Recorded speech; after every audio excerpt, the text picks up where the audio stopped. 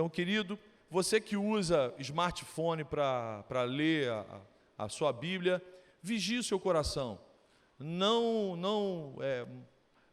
profane esse momento sagrado, caindo na tentação de acessar Facebook, WhatsApp. Nenhuma mensagem que você vai receber por WhatsApp nesse momento é importante para a tua vida. Nenhuma. E tenha absoluta certeza que Jesus, nesse momento, não vai falar com você através do WhatsApp e de nenhuma mídia social. Então, preste atenção na palavra. Você é o maior prejudicado, você é a pessoa que mais sofre o acessar qualquer mídia social no momento de culto. Você já sofre a pena desse pecado, que é perder a preciosidade, o milagre de estar na presença de Deus, de poder ouvir Deus falando com você. Então, preste atenção, vigia o seu coração, não caia em tentação, use essas ferramentas tecnológicas para a honra e glória do Senhor e não para a destruição da sua vida espiritual. Amém? João 13, a partir do versículo 12, diz assim: quando terminou de lavar-lhe os pés, Jesus tornou a vestir a sua capa e voltou ao seu lugar. Então lhes perguntou: vocês entendem o que lhes fiz? Vocês me chamam mestre e senhor, e com razão, pois eu o sou. Pois bem, se eu, sendo senhor e mestre de vocês, lavei-lhes os pés, vocês também devem lavar os pés uns dos outros. Eu lhes dei o exemplo para que vocês façam como lhes fiz. Digo-lhes verdadeiramente que nenhum escravo é maior do que o seu senhor, como também nenhum mensageiro é maior do que aquele que o enviou. Agora que vocês sabem essas coisas, felizes serão se as praticarem. Até aqui. Amém? É uma bênção quando a gente termina uma leitura falando assim: felizes serão se as praticarem. Amém, glória a Deus. Jesus está aqui reunido com os seus 12 discípulos para comemorarem a festa judaica, a festa da Páscoa. Era quinta-feira à noite, véspera da sua crucificação. Eles estão numa casa que havia sido emprestada para a realização dessa festa. Na Bíblia chama de cenáculo. Era costume naquela época, em todas as casas judaicas, que os servos mais humildes, os mais subalternos na hierarquia dos servos, lavassem os pés das pessoas antes das refeições serem servidas. As pessoas andavam o dia inteiro de sandália, pé exposto a aquelas pedras da Palestina do século I, e antes de participarem da refeição, os pés eram lavados pelo servo mais subalterno. Mas aqui no cenáculo é uma casa emprestada, logo não tem servo ali para fazer esse tipo de ação. Portanto, era natural esperar que um dos discípulos de Jesus, um dos 12, fizesse isso, porque isso era um hábito comum entre os judeus daquela época. Não era uma novidade, não era algo que eles não estivessem habituados. Mas nenhum deles, nenhum dos 12, teve essa disposição. Pelo contrário, momentos antes de sentarem à mesa, aqueles homens que caminharam 3 anos com Jesus, eles ainda estavam argumentando: quem de nós é o maior? Dentro do reino, andando com Jesus, quem de nós é o cara? E não era a primeira vez que esse assunto tinha sido o foco central das conversas desses homens. Parece que esse tema ocupava continuamente o coração daqueles discípulos. No cenáculo, nessa casa emprestada, estava tudo pronto. Tinha a mesa, a refeição colocada na mesa, tinha o vasilhame com água, a bacia, a toalha de linho. Mas, no entanto, todos já estavam sentados na mesa e ninguém se mexia. Nenhum discípulo se prontificou. Jesus está sentado com eles, olhando aquilo tudo. Os discípulos sentados do tipo: e aí, Fabinho? Um olhando para a cara do outro. E aí, Moreco? Eu estou com fome. Mas ninguém se oferece para realizar a tarefa que era do servo mais humilde. Foi então que Jesus agiu com calma e majestade. Ele tira a sua capa, ele expõe parte do seu corpo, que já era algo de humilhação naquela cultura, coloca uma toalha na cintura, se cinge o Senhor da glória se cingiu de humildade, e a gente vê ali o Filho unigênito de Deus, o amado dos céus, o Criador de todo o universo, ajoelhado, lavando os pés dos seus discípulos. O Criador dos céus, curvado como o menor dos servos subalternos, lavando os pés daqueles homens. E ele não chama a atenção dos discípulos, ele não dá bronca, ele não fala que, se você ler os evangelhos, você vai ver que em alguns momentos Jesus dava bronca, né? Até quando vou ter que aguentar esses caras? Não, mas aqui ele não fala nada. Era a véspera da sua crucificação. Ele apenas faz uma pergunta, versículo 12, leia novamente. Vocês entendem o que lhes fiz? Era como se ele estivesse dizendo, amanhã eu não vou estar mais com vocês. Vocês precisam mudar o coração de vocês. Vocês precisam entender o que é para vocês viverem e fazerem um com o outro. Isso que eu estou fazendo com vocês é o padrão do nosso comportamento. É o padrão da nossa vida. Façam isso um ao outro. Vocês entendem o que eu fiz com vocês? E aí, antes mesmo de qualquer resposta, Jesus continua no versículo 13. Vocês me chamam mestre e senhor, e com razão, pois eu sou. Aqui Jesus está confirmando o que ele já havia falado em João 10, 30, quando ele diz que eu e o Pai somos um. Isso vai radicalmente contra essas outras seitas e religiões que dizem que Jesus não é Deus. Aqui Jesus, em João capítulo 10, versículo 30, e no texto principal que lemos agora, Jesus afirma claramente, eu sou, eu e o Pai somos um, quem vê a mim vê o Pai. E aí no versículo 14, Jesus continua a sua argumentação, pois bem, se eu sendo Senhor e Mestre de vocês, lavei-lhe os pés, vocês também devem lavar os pés uns dos outros. E aqui eu pergunto para você, meu irmão, você acredita que Jesus está aqui instituindo um novo sacramento, uma nova ordenança para os seus discípulos, a ordenança do lava-pés? Todos os cultos deveríamos lavar os pés uns dos outros? De modo algum, de modo algum. Ele está ordenando aos discípulos que mudem a postura interior do coração deles, a postura do espírito deles. Jesus não está fazendo questão que todas as vezes que nos encontremos numa reunião como essa, que a gente crie o cerimonial de lavarmos os pés uns dos outros. Jesus está falando no versículo 15, eu lhes dei um exemplo. Esse é o maior desafio da nossa vida. Nos submetermos ao padrão de relacionamento uns com os outros, mas com o padrão do reino, não o padrão do nosso coração, não o padrão dos nossos achismos, não o padrão do que eu acho melhor me relacionar com meu irmão dessa forma. Não, o padrão do reino, o padrão de Jesus. Com esse exemplo prático, Jesus também mostrou para os seus discípulos, no dia da Santa Ceia, qual foi a pior doença que o pecado nos causou. O amor próprio, o amor egoísta.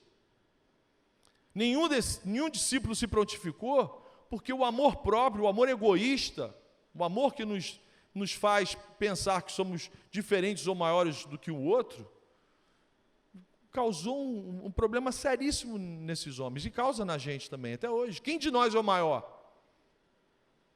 Se eu fizer isso, eu estou assumindo que eu sou menor que o meu irmão. Essa é a posição mais humilhante que tem. Eu não vou fazer isso. O amor egoísta é a causa da nossa morte espiritual. É a causa da nossa desumanidade. O que nos faz não parecer seres humanos é o amor egoísta. É o amor egoísta que é a causa das guerras, das separações, dos litígios, das agressões, das ofensas. É o amor próprio, o amor egoísta. É aquele que nos faz adoradores de nós mesmos, nos tornamos idólatras, colocamos nós mesmos no lugar de Cristo. Eu quero ser feliz, eu quero ser o padrão, eu quero que seja feita a minha vontade aqui na terra e no céu. Eu quero ser o maior no reino. Isso transforma a nossa vida no inferno. É a pior idolatria que existe, é amar a si mesmo sobre todas as coisas. Temos muitos problemas e crises existenciais, porque nós investimos muito tempo da nossa vida no nosso amor egoísta, olhando muito tempo para o nosso ventre. Aí os nossos problemas começam a se tornar gigantes, porque a gente concede a eles um tempo preciosíssimo. A gente tem muito problema dentro das nossas casas, nos nossos namoros, nos nossos casamentos, nos empregos, nas células, nas igrejas, porque a gente vive alucinadamente preocupado com o nosso ventre. Qual a consequência? Uma quantidade absurda de gente em crise, de gente enlouquecendo. Não tem psiquiatra para dar conta da quantidade de gente com problema psiquiátrico. Por causa de quê? Do amor egoísta. Um amor próprio patológico. É uma quantidade absurda de casamentos falidos, de mudanças constantes de igrejas, de célula, de sexo. Quem de nós é o maior? Quem de nós é o maior? E aí Jesus responde, lavando os pés dos seus discípulos: humilhem-se e sirvam uns aos outros. Esquece isso, essa pergunta está errada. Essa pergunta não tem que existir no coração de vocês. Humilhem-se e sirvam uns aos outros. Jesus não tinha em mente um ritual exterior. Ele não estava preocupado se o pé do discípulo estava de fato sujo. Não estava nem com o chulé. Jesus não estava preocupado com isso. Jesus estava preocupado se o coração estava podre, se o coração estava fedendo. E aí, para impedir que qualquer discípulo alegasse que não se submeteria àquele padrão de amor servil, Jesus lacra a questão no versículo 16. Digo-lhes verdadeiramente que nenhum escravo é maior que o seu senhor, como também nenhum mensageiro é maior do que aquele que o enviou. Jesus está tendo que explicar por que a grama é verde. Ou seja, se o amor servil não está abaixo da dignidade do mestre, do seu Senhor, do seu Deus, certamente não deve ser considerado abaixo da dignidade de nenhum servo. Não tem nada, não existe nenhum ofício elevado demais no reino que isente um seguidor de Cristo de viver a prática do amor servil uns aos outros o tempo todo. Não existe alguma coisa que, eu sou pastor, não vou fazer isso. Eu sou supervisor de células, isso eu não vou fazer. Eu sou o servo do Deus Altíssimo, isso aí eu não vou fazer não. Meu irmão, a fé sem obras é morta. A nossa pregação, sem a gente servir um ao outro, não serve para nada. Pelo contrário, depõe contra a nossa pregação, depõe contra o nosso reino, o reino do nosso Senhor. A fé sem obras é morta. Essa humildade servil tem que ser a exata essência do caráter de alguém que diz ser discípulo de Cristo. A mensagem central de Jesus é o amor servil, é o amor sacrificial. É o amor mesmo que fala assim, eu não tenho vontade de fazer isso, eu não estou a fim de fazer isso, eu não quero fazer isso, mas eu vou fazer isso porque eu amo Jesus. Jesus se curvou e fez por mim o que eu não faria por ninguém. Então eu vou fazer. É amor sacrificial e amor servil, amor que serve.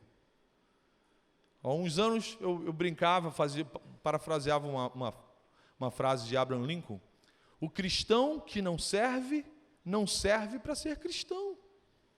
Cristão que não serve não é cristão, é um esquizofrênico gospel, não tem condição, uma incoerência. Eu sou servo de Jesus, mas isso aí eu não faço. Não me envolvo com as outras pessoas. Eu só vou à célula o dia que eu quiser. Se você não serve para servir, você não serve para ser cristão. Você não entendeu a mensagem. Por isso que Jesus faz essa pergunta. Vocês entenderam o que eu fiz para vocês? Vocês entenderam o que eu acabei de fazer aqui com vocês? A mensagem central de Jesus é o amor servil. Mas, irmãos, preste atenção. A humildade servil não é nutrir pelo próximo, pelo outro, uma atitude permissiva. Como eu amo o meu próximo, eu vou permitir, eu vou tolerar, eu vou aturar tudo o que ele faça. De forma alguma. Não confunda amor servil com um amor bobão, com um amor leviano, com um cristianismo idiotizado. por causa dessa maldição do politicamente correto, a gente vive dias de um cristianismo idiotizado, imbecilizado. Ah, não fala assim não, pastor, que isso, vou ter que aumentar minha dose de remédio. Que aumente, né? Já toma igual chocalho. Meu irmão, não é porque Jesus nos ensina a sermos humildes e servos uns dos outros, que eu vou tolerar que você brinque deliberadamente com o pecado. Eu não vou tolerar. E não quero que você tolere se acaso eu estiver vivendo deliberadamente em pecado. Não confunda amor servil com um cristianismo permissivo, com graça barata, com caminho escancarado. Não existe isso no reino. Para parecer humilde, tem muita gente que se enquadra no politicamente correto. Jesus nunca ensinou e nunca pregou um amor corporativista que tenta tapar o sol com a peneira, colocar panos quentes na cabeça do outro. Ah, Judas Iscariotes, poxa, não malhe o Judas, não. Ele falou, Judas, o que você tem para fazer, faz-o depressa. Ele lavou os pés de Judas, mas Judas não participou da mesa. Judas não... O Senhor falou para ele, olha só, amiguinho, o que você tem para fazer, vai lá e faz depressa. Bom, vaza. Jesus nunca ensinou e pregou um amor corporativista. Andar com Jesus sempre foi caminho estreito, meus irmãos. É por isso que a gente está aqui domingo após domingo, porque a gente tem uma inclinação a querer largar o caminho estreito. Aí o Espírito Santo fala com a gente todo domingo, fala comigo e com você, meu irmão, é caminho estreito, segura na mão do seu irmão, puxa um e o outro te puxa, mas só dá para passar um de cada vez. Tanto que no seu grupo de mais de 100 discípulos, às vezes na história da cristandade a gente pensa que Jesus só tinha 12 discípulos, né? Boa parte do ministério de Jesus, ele caminhou com mais de 100 discípulos. Só que aqui, se você ler o Evangelho de João, você vai ver que numa das suas conversas, sentado com os seus discípulos, uma galera foi debandando. Pô, o discurso desse camarada não é politicamente correto. Pô, eu pensava que esse Jesus era ecumênico. Pensava que esse Jesus era legalzão. Não é. Pô, está enfraquecendo a amizade, Jesus. Eu vou para aquela outra religião que lá é mais maneiro. E aí, um belo dia, após uma conversa dessa, ele fala para os 12, vocês não querem ir também, não? Foi uma galera embora agora. Eles devem ter ido lá para a igreja que o pastor faz coraçãozinho. Foram embora.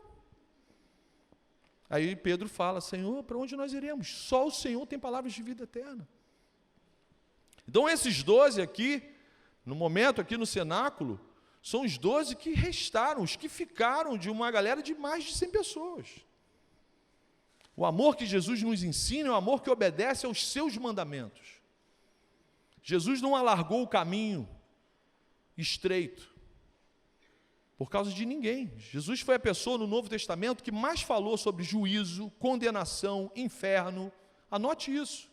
Jesus, o Deus do amor, foi a pessoa que mais falou sobre condenação, juízo, inferno. Muitos são chamados... Que bom a igreja de calvinistas, olha só, poucos escolhidos, meus irmãos. Vão ser poucos, não tem muitos, é poucos. O caminho, ele fala, o caminho estreito, poucos passarão por ele. Poucos passarão por ele.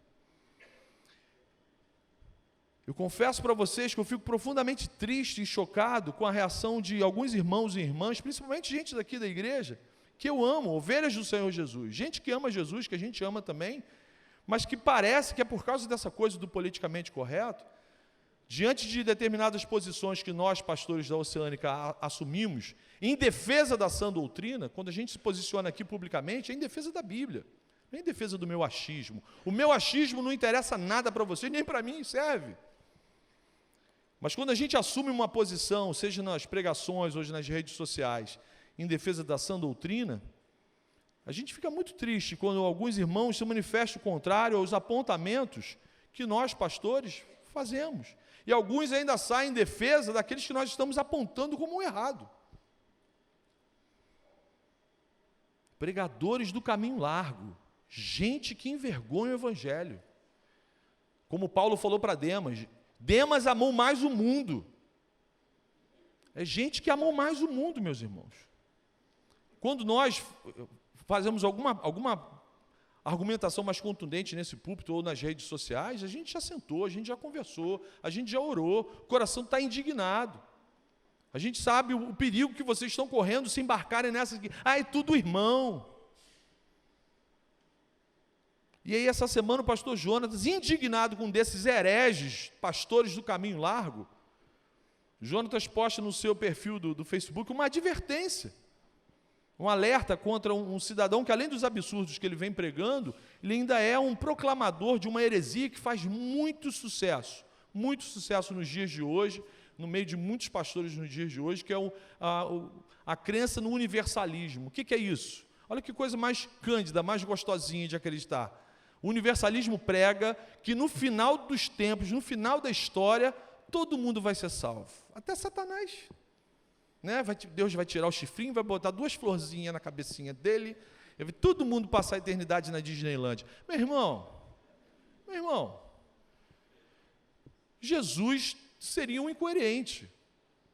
Se Jesus é a pessoa que mais fala sobre inferno e condenação, como que no final do tempos ele fala, esquece aquele papo de santidade, aquelas pregações que o pastor Henrique fez sobre moralidade sexual, esquece isso, vai geral, vai entrar no bonde de Jesusão, vamos transformar o céu num eterno baile funk, que paraíso, hein? Até Satanás vai ficar com medo de entrar nesse negócio. Meu irmão, não existe isso. E aí esses pastores, por causa dessa coisa do politicamente correto, do ecumenismo, o meu Deus é um Deus de amor, o Deus que eu creio não vai levar ninguém para o inferno. Isso é conversinha do Éden, da serpente. E aí mesmo assim, aí o Jonatas vai e diz, isso é ruim, é herege, não anda, não escuta, não vê, não compartilha, e alguns irmãos ainda chamam a atenção do Jonatas. Que isso, pastor, que isso? Não julgueis, rapazinho, isso, ai. Irmãos, o apóstolo Paulo denunciava os hereges. Paulo falava, inclusive, que era para nem sentar à mesa. Não senta nem à mesa, não come um lanchinho, nem que ele pague o McDonald's para você, você vai comer com ele. Tentação, mas não come não, cai nessa tentação não. Irmãos, o apóstolo Paulo denunciava pessoas assim, como o pastor Jonatas denunciou. O apóstolo ainda orientava as suas ovelhas a se afastarem radicalmente de pessoas assim. Está lá em 2 Timóteo, Paulo fala para o seu discípulo, cuidado, e Paulo ainda cita o nome, cuidado com Himeneu e Fileto, o ensino deles é como um câncer. Era gente que se dizia crente, era gente que se dizia irmão, que pode até ter feito uma pregação boa, pode até ter tido um histórico bom, mas hoje o que Himeneu e Fileto estão fazendo é pregação de câncer. E aí Paulo fala, Timóteo, se afasta deles. Foi exatamente isso que o Jonatas fez, e continuaremos fazendo. Há um mês atrás, o pastor Henrique fez uma postagem igualmente indignado com os absurdos do islamismo, que eu repito, é uma expressão política, bélica, social e econômica disfarçada de religião. E aí o pastor Henrique fez uma postagem sobre os absurdos do islamismo e irmãs daqui da igreja entraram na postagem do pastor Henrique para contestá-lo. Pastor, o que é isso? E o amor? Pastor, não fale isso. Quem somos nós para julgar? Sabe aquelas frases bonitas de efeito? Não julgue. Irmãs, vocês sabem como que as mulheres são tratadas pelo Islã? Agora, essa semana, saiu no congresso deles uma publicação de que as mulheres são apenas mamíferos. Mamíferos. Vocês não são gente, vocês são apenas mamíferos. Olha que eles ainda consideram vocês mamíferos, hein? Podia ser coisa pior, uma bactéria, uma ameba. E não, já consideram vocês mamíferos. E aí a gente não vê nenhuma feminista se levantando, né, jogando carros, se explodindo, né, fazendo uma manifestação, raspando. Não vê nada. Vou raspar meu sovaco em protesto, eu não sou mamífero. Você não vê nada. Aí você ainda vê gente crente, mulher crente, que se diz crente, falando, pastor, que é isso, pastor, não faz isso não. Há poucas semanas, o pastor Henrique fez outra postagem, ainda mais indignado, com uma pessoa também que se diz crente, e que, distorcendo a palavra de Deus, pregou o derramamento de sangue, conclamando os seres humanos a pegarem armas, usando a Bíblia, conclamando os adeptos de uma seita demoníaca que se disfarça. Agora é o contrário, é uma seita demoníaca que se disfarça de partido político. Porque se você for examinar os estatutos, os fundamentos daquilo ali, é uma seita, só que demoníaca, anticristã, apóstata. E aí o pastor Henrique faz uma postagem indignado com o que essa pessoa fez com a palavra de Deus, e mais uma vez, pessoas cândidas do nosso meio se levantam para censurar o pastor. Mesmo um discursinho, que isso, pastor, quem somos nós para julgar? Ela é sua irmã em Cristo. Eu não sei que Cristo que é o dela, não é o mesmo que o meu, não é o mesmo que o nosso aqui. Irmãos, o que nos dá autoridade pastoral não é o título de bacharel, de doutorado, de mestrado em teologia que nós temos, não é isso. O que nos dá autoridade pastoral é a nossa fidelidade às Sagradas Escrituras. É que nós nos submetemos aos fundamentos das Sagradas Escrituras. Nós somos fundamentalistas, sim. Estamos ancorados na rocha de Jesus, sim. Não seremos politicamente corretos, não seremos ecumênicos, não seremos muitas vezes agradáveis, porque o caminho estreito é estreito, incomoda, confronta, levanta espelho, a gente vê o nosso egoísmo estampado ali no espelho. Isso é desconfortável. Meus irmãos, a graça barata desses pseudos pregadores não afetam mais os pastores aqui da Oceânica. Como diz um conhecido aí, um tal de Gilmar, humildade às favas. Meu irmão, eu tenho mais de 30 anos no Evangelho. Então, o que esses bobões falam por aí, não vão mais me desvirtuar. O pior na minha vida são os meus maus caminhos. O que está aqui dentro é muito mais perigoso do que o que esses idiotas falam por aí. Quando a gente se manifesta publicamente, a nossa preocupação é com vocês. Deus vai cobrar isso da gente, Deus vai cobrar isso desses homens aqui. Então, a nossa intenção não é ser polêmico, não é ganhar uma porção de like. Na verdade, a gente ganha mais inimigo do que like. Não é isso. É para falar para você, é para pontuar para vocês. Olha só, isso aqui não é irmão, isso aqui tem cheiro de enxofre, isso aqui tem parte com corudo. Respira fundo que você vai sentir o cheiro de enxofre. E os 4 pastores dessa igreja só têm a Bíblia como sua única regra de fé e de prática. Amém? A gente pode não ser bonitinho, mas a gente é igual o ET, de perto a gente é bonzinho, não fica com medo do Marcão, não. Marca um gabinete para você ver, você pode, de perto a gente é bonzinho. Também de perto também não é normal, não. Se você ficar uma semana lá em casa, você vai ver, você vai orar muito mais por mim. Você vai ver como é que Deisilane é uma santa.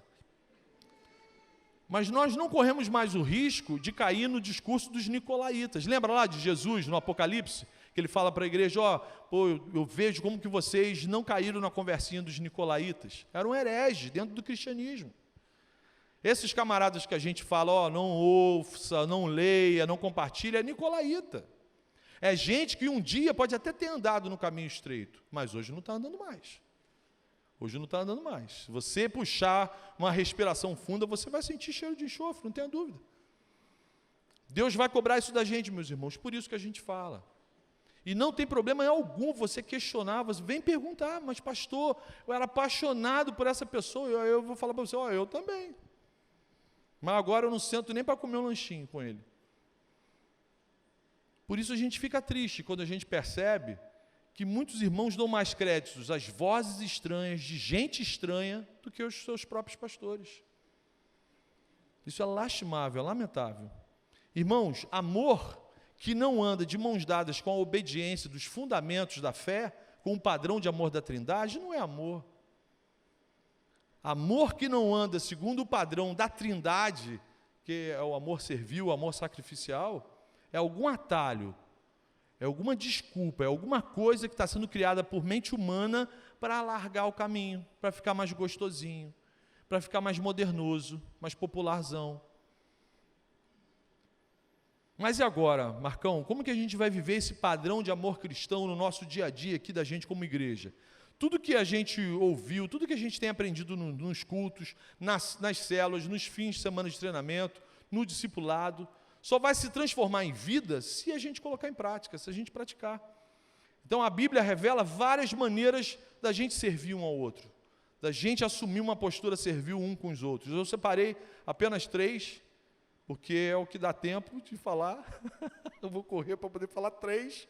Primeira aplicação, acelera aí, Ayrton. Primeira aplicação: aceite as pessoas que Deus colocou perto de você. Aceite as pessoas que Deus colocou perto de você. Dá uma olhadinha aí à sua volta. Essas pessoas estão perto de você. Tem gente que quer amar o longe. Eu quero amar o meu irmão lá na África. Mas tem gente aí perto de você. Viu? Viu como é que você descobriu que tem gente perto de você? Gente que Deus colocou perto de você. Aceite o seu próximo. Aceite o seu próximo. Agora você tem que dar ordem aí para o seu coração. Aceite o seu próximo. A primeira ação que podemos e devemos tomar é decidir aceitar e andar junto e estreitar os laços com as pessoas que Deus colocou perto da gente. Principalmente se essa pessoa for o seu cônjuge. Tem gente que quer amar o longe, mas não quer amar o próximo. E não tem próximo mais próximo que o nosso cônjuge. Gente colocada por Deus dentro da sua casa, que ainda dorme com você, para te deixar mais parecido com Jesus. Aceita Ele. Teve um dia que você falou que aceitava, né? Aceita fulano de tal. Sim. Esqueceu, criatura. Então pratique. Aceite essa pessoa.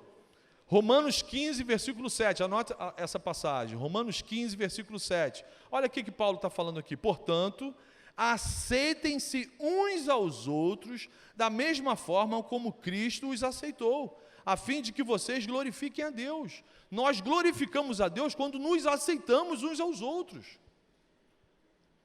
Paulo está falando aqui para a gente aceitar quem Deus colocou perto da gente aqui. Agora ele está falando isso de forma generalizada. Aceite todo mundo. Não está. Não tem isso aqui na Bíblia. Paulo não está falando isso. Paulo está falando, essa carta, isso que Paulo fala para a igreja em Roma, é para uma igreja. Ele está escrevendo para gente crente, para cristãos. Paulo está falando primeiro para a gente aceitar o irmão do lado. Gente que se reconheceu pecador, que se arrependeu, que está se esforçando para viver uma vida diferente com Jesus. Então, se Jesus me aceitou, se Jesus te aceitou, quem sou eu para não querer andar com você? Então vamos personalizar esse princípio. Nossa igreja é uma igreja de grupos pequenos, de células. Então esse momento aqui da reunião é um momento em que várias células estão reunidas. Há alguém em seu grupo pequeno, em sua célula, que você tem dificuldades para aceitar? Não olhe para a pessoa agora. Continua olhando para mim, não caia nessa tentação. Continua olhando para mim. Isso, fica assim. Talvez o fato de você ter dificuldade com esse irmão, com essa irmã, é por você ainda se sentir maior que ela. Talvez seja isso. Talvez ela seja sem mala mesmo, uma mala sem alça. Eu ia falar sem mala, né? Uma mala sem alça. Mas você também é, eu também sou. A Bíblia me garante isso. Então aceita. Agora, quero repetir, que fique bem claro, que a Bíblia não está dizendo para a gente ser tolerante com práticas deliberadas de pecado, não é isso. O pastor mandou aceitar esse traste, esse pecador aqui, compulsivo. Não é isso. Que fique bem claro, Jesus amou o jovem rico, mas ele esperou o jovem rico? Ele ficou, jovem rico, venha, termina logo esse seu amor que você tem com as riquezas do mundo e vem me seguir. Não. Jesus mandou a real para o jovem rico e seguiu o caminho dele. O jovem rico virou discípulo? Não. O jovem rico participou da ceia? Não. Mas foi amado por Jesus. Mas não significa que Jesus chancelou ou não ligou para o que ele estava fazendo. O jovem rico tinha um Deus, que era os bens materiais. Então, se a pessoa dá sinais absolutamente concretos de que se arrependeu, que ama Jesus, que está se esforçando para andar no caminho estreito, cara, a gente tem que abraçar essa pessoa. Por favor, me abrace, eu estou me esforçando para andar no caminho estreito. É apertado para mim também. Para mim, então, é mais apertado ainda, irmãos. Dá uma olhadinha. É mais apertado. Se para você está apertado, para mim está mais apertado. Até quando eu respiro, fica difícil. Tem que ser rapidinho, para poder... Se respirar muito, aí trava. Então, frequentar uma célula é essencial para a gente viver esse princípio aqui do aceitar um ao outro. Só o ato da gente ir numa célula é amor sacrificial. Você poderia estar fazendo qualquer coisa naquele horário, qualquer coisa lícita naquele horário. Você poderia estar descansando, você poderia estar desfrutando de momentos de intimidade com a sua família. Eu não vou fazer aquela... Eu poderia estar roubando, poderia estar matando, mas estou indo na célula. Não vou fazer esse tipo de brincadeira, não. Mas quando você vai na célula, você está praticando amor servil. Você está praticando amor. A tua presença já abençoa uma outra pessoa. Segunda aplicação é orarmos uns pelos outros. A segunda aplicação que a gente pode colocar em prática do amor servil é a gente orar um pelo outro. A segunda maneira prática que um cristão pode e deve servir e amar o seu próximo é orando por essa pessoa. Colossenses 4, versículo 12, anote essa passagem. Colossenses 4, versículo 12, olha o que o apóstolo Paulo mais uma vez fala. Epáfras, que é um de vocês, servo de Cristo Jesus, envia saudações. Ele está sempre batalhando por vocês em oração, para que, como pessoas maduras e plenamente convictas, continuem firmes em toda a vontade de Deus. Amém. Irmãos, temos que fazer isso um pelo outro. Batalhar em oração. Senhor, amadurece meu irmão. Senhor, firma os passos do Marcão. Senhor, firma os passos do meu líder de célula, do meu supervisor, do meu coordenador, do meu marido, do meu filho. Batalhar em oração uns pelos outros. Quantas vezes nós fazemos isso um pelo outro? Normalmente oramos por necessidades materiais, pela nossa saúde, para Deus resolver os problemas conjugais, e é lícito orar por isso, continue orando por isso. Mas a palavra de Deus está me ensinando que nós devemos empregar nosso tempo vital orando uns pelos outros, para Deus proporcionar maturidade na nossa caminhada da fé. Senhor, não deixe meu irmão se desviar. Os capítulos seguintes, desses que nós lemos aqui, de João, Jesus, você vai ver aí na sua Bíblia, alguns capítulos de Jesus orando pelos seus discípulos, Jesus orando por nós, Jesus orando para que Deus mude o caráter deles, Deus ajuda que o testemunho deles seja coerente com a palavra que eu estou ensinando para eles. Então, orar pela transformação, pelo caráter transformado, mudado, orar pelo nosso testemunho. Quem na sua célula não precisa de uma oração como essa? Qual pastor da Oceânica não precisa de uma oração como essa? Qual cônjuge, filho, que não precisa de uma oração como essa? Então você também pode e deve amar o seu irmão orando por ele. Coloque o seu celular para despertar. Tal hora desperta, você ora pela célula, tal hora desperta, você ora pelos pastores, tal hora desperta, você ora pelos governantes. Não falta motivo de oração. E terceira aplicação, doem-se uns aos outros. Doem-se uns aos outros. Uma terceira maneira da gente servir uns aos outros é quando nos doamos uns aos outros. É quando eu dou parte do meu tempo, parte da minha atenção, parte da minha vida, quando eu dou os meus dons, meus talentos, meus recursos materiais. Tão importante como aceitar e orar pelos irmãos, Deus quer que você se doe. Jesus quer que você dedique tempo concentrado na vida do seu irmão, que está perto de você.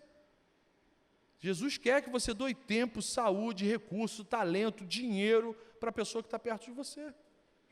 Agora tem gente, amém, pastor, que palavra profética. Romanos 12, versículo 10. Dediquem-se uns aos outros com amor fraternal. Prefiram dar honra aos outros mais do que a si próprios. É princípio bíblico, meu irmão. É princípio bíblico. Prefira dar honra aos outros mais do que a si. Humilhem-se e sirvam uns aos outros. Vocês entendem o que eu lhes fiz? É a pergunta de Jesus. Paulo entendeu e escreveu isso para a gente. Isso é humildade servil. Dediquem-se uns aos outros.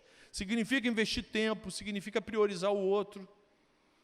Essa atenção deve ser dada em especial aos da família da fé. Como que você vai dar uma atenção especial como essa lá fora, se você ainda não fez isso aqui dentro? Deus quer que você treine primeiro com seus irmãos da fé, que se você errar em algum treinamento aqui, a gente vai te perdoar. Lá fora é mais difícil, hein? Lá fora é mais difícil o pessoal te perdoar, hein? Então começa aqui dentro, começa com os de casa, começa com o próximo, é esse que está próximo de você. Começa treinando com o seu cônjuge. Você quer evangelizar o seu colega de trabalho, mas você trata o seu cônjuge como se ele fosse um herege.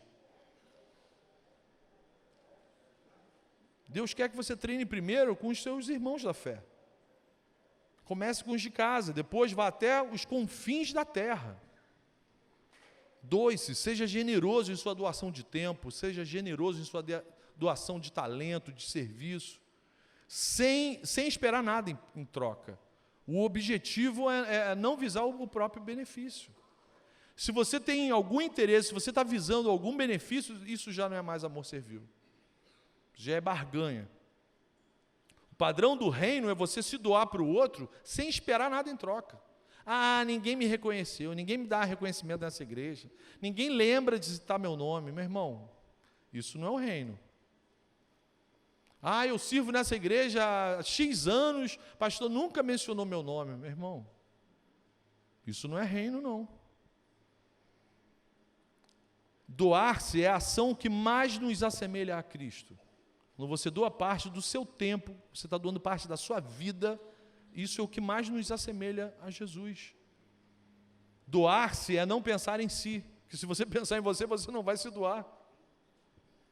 Mas não se esqueça, o Evangelho de Jesus Cristo é que faz isso com a gente. É o Evangelho de Jesus que nos estimula a lavarmos os pés uns dos outros.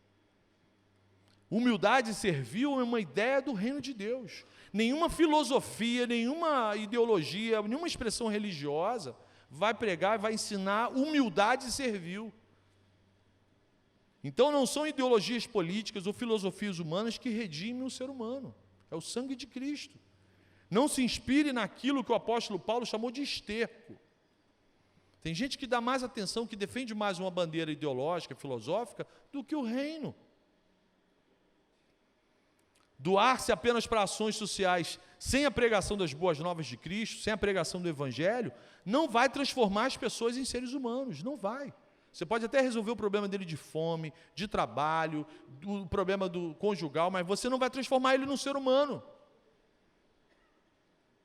Que sejamos generosos com todos, principalmente com os menos abastados, mas sem transformar o pobre em vacas sagradas da Índia.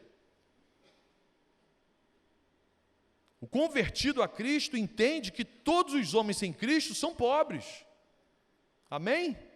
Mesmo que a conta corrente dele esteja abastada, se ele não tem Cristo, ele é um miserável pobre. Doem-se como Jesus doou. Quando eu me dou, eu estou dizendo, Jesus, eu te amo. Quando um cônjuge se doa para o outro cônjuge, ele está dizendo, Jesus, eu te amo. Quando você vai na cela, mesmo cansado, sem vontade, você está falando, Jesus, eu te amo. O maior presente que você pode dar para uma pessoa não são diamantes, flores, chocolates. Para mim você pode dar chocolate, não tem problema não, eu aceito amarradão. Eu aceito o chocolate. Mas o maior presente de amor que você pode dar para uma pessoa é você doar a si mesmo. É você dedicar tempo, a atenção concentrada para uma outra pessoa. Foi isso que Jesus fez com a gente. Depois você escolhe o bombom que você vai comprar para mim. Até o mais simplesinho eu aceito, não tem problema não. Mas se você quiser comprar aquele, só não vou falar o nome para não fazer o merchan de graça, né? Aquele que termina com nhagen, né? O primeiro prefixo eu esqueci, só sei o nhagen.